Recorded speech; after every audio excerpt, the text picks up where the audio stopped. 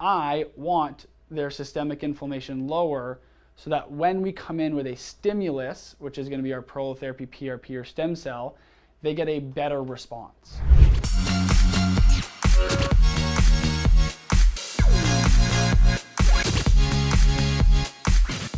One of the big mediators of inflammation in terms of osteoarthritis, tendinosis, things like that is the NF-kappa B pathway.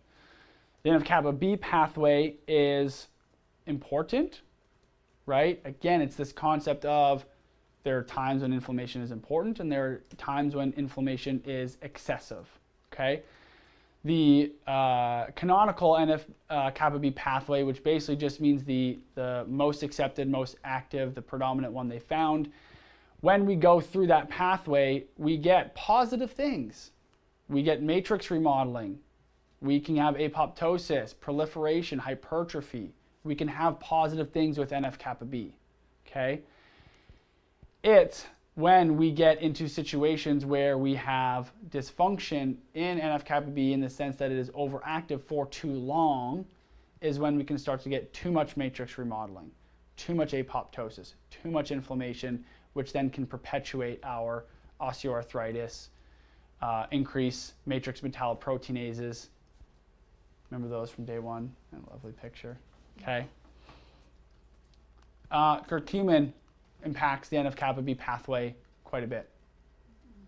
Again, which can be a good thing, it can be a bad thing.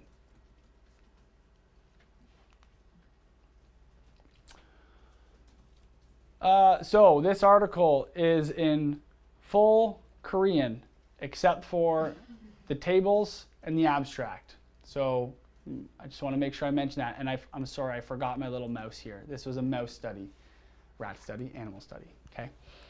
So what they looked at here, this was a group that they did prolotherapy injections.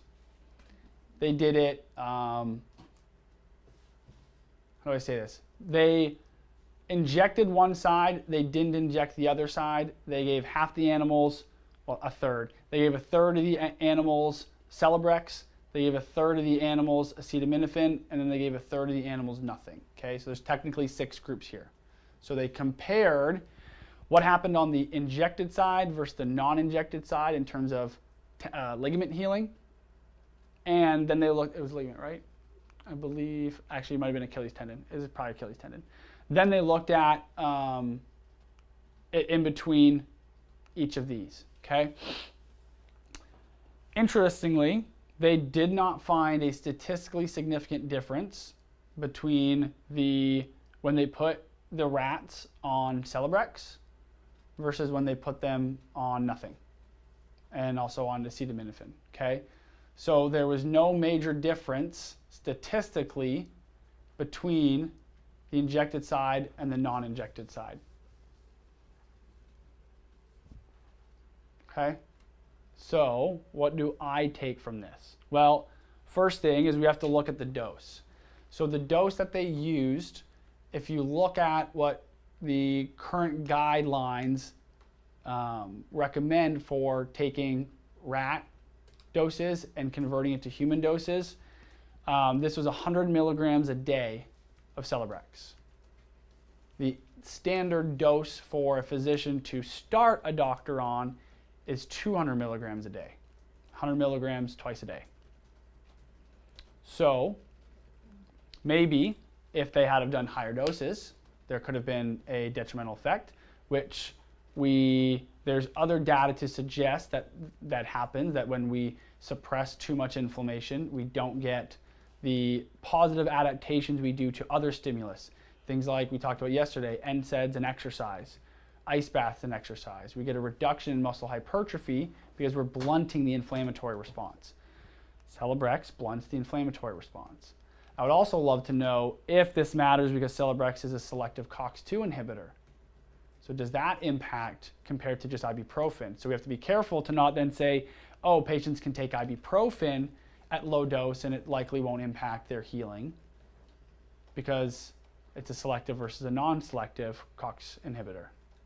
Okay, so how I think about this in my practice, which I think we're gonna going to skip ahead here, comes back to a theory that was put out by a researcher several years ago. Actually, it's probably like 15 years ago. But it never really came to, and I wouldn't say researcher, because he's not like a PhD. His name's Brad Pilon, and he... What's that? Eat, Stop, Eat author, right? Was he? Yeah, so. I didn't know that.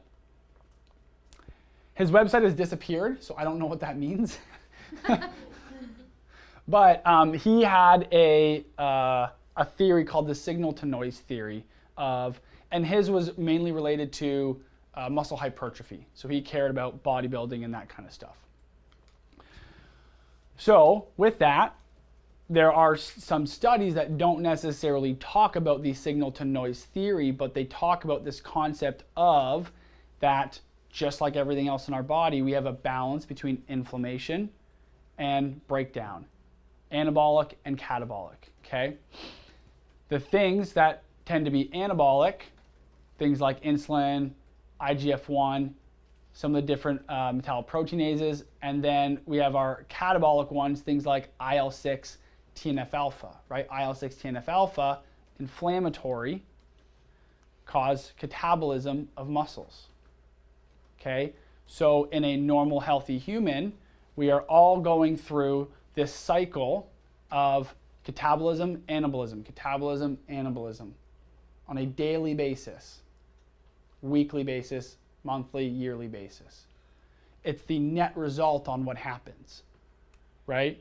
If you work out and you support anabolic measures for a year, the net result of this is anabolic. It's muscle growth. If you don't support this and this is rampant in your body, inflammation, then we can start to see things like sarcopenia, right? We can see muscle wasting.